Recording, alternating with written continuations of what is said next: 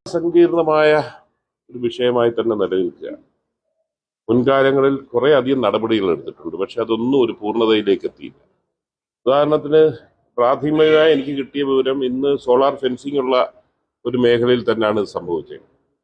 ഞാനത് പഠിച്ചപ്പോൾ solar fencing പലപ്പോഴും ഈ ആട് പച്ചില കടിക്കുന്ന പോലെ ചിലടത്ത് ഇട്ടിട്ടുണ്ട്, ചിലടത്ത് ഗ്യാപ്പുണ്ട്, ഒന്ന് പൂർണ്ണതയിലേക്ക് എത്താൻ സാധിക്കും. എന്താണെങ്കിലും ഗവൺമെന്റ് വന്നിട്ട് ഒരാഴ്ച ആയതേ ഉള്ളൂ.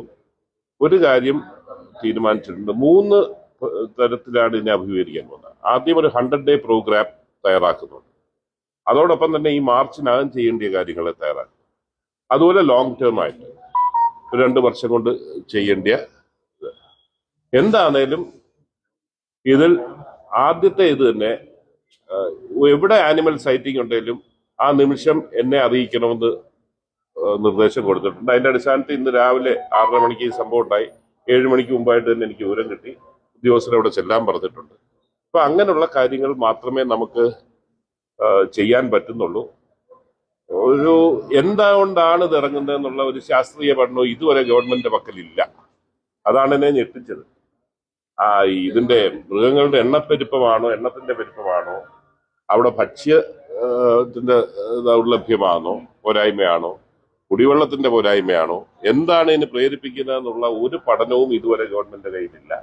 അത് അടിയന്തരമായി അതിൻ്റെ ഒരു ഹ്രസ്വമായ റിപ്പോർട്ട് അടിയന്തര പ്രാധാന്യത്തോട് നൽകാൻ ഞാൻ നിർദ്ദേശിച്ചിട്ടുണ്ട്. അതെല്ലാം ലോങ് ടേം മെഷേഴ്സാണ്. ഷോർട്ട് ടേം മെഷേഴ്സ് എന്നുള്ള നിലയിൽ വരും ദിവസങ്ങളിൽ ഇപ്പൊ എനിക്ക് എങ്ങനെ വന്നാലും ഒരു 10 ദിവസം കൂടെങ്കിലും വേണം ഇതിനെ കുറിച്ചൊരു തീരുമാനമെടുക്കാൻ. അതുവരെ പക്ഷേ കോമ്പൻസേഷൻ ബ്രോഡായിട്ട് പറഞ്ഞാൽ 3 സ്ട്രാറ്റജി 3ആയിട്ടാണ്. 1 കണ്ടെയ്ൻമെന്റ്, വനത്തിൽ തന്നെ കണ്ടെയ്ൻ ചെയ്യാനുള്ള നടപടി. 2 മിറ്റിഗേഷൻ എന്ന് പറയുമ്പോൾ അതിന്റെ ആഘാതം കുറയ്ക്കാൻ, പുറത്തോട്ട് വരുമ്പോൾ ആഘാതം കുറയ്ക്കും. എന്നിട്ടും പുറത്തോട്ട് വരുവാണെങ്കിൽ കോമ്പൻസേഷൻ സമയബന്ധിതമായി കൊടുക്കാൻ ഈ 3 ഇതായിട്ട് തരംതിരിച്ചിട്ടുണ്ട്. നാളെ എല്ലാ കർഷക സംഘടനകളുമായി ചർച്ച ചെയ്യുന്നുണ്ട്. ഈ ഗവൺമെന്റ് ഒരു കാര്യം അസന്നിഗ്ധമായി പറയാൻ ആഗ്രഹിക്കുന്നു. ഈ വകുപ്പ് ജനങ്ങൾക്കെതിരെയുള്ള വകുപ്പല്ല, ജനങ്ങളുടെ മേൽ കുതിര കയറാനുള്ള വകുപ്പല്ല. അതിർത്തിയിൽ താമസിക്കുന്ന മലയോര കർഷകരെ അടക്കം വിശ്വാസത്തിലെടുത്ത് അവരുടെ കൂടി സഹകരണത്തോടു കൂടി നമുക്ക് ഈ പ്രശ്നത്തിന് പരിഹാരം കാണണം.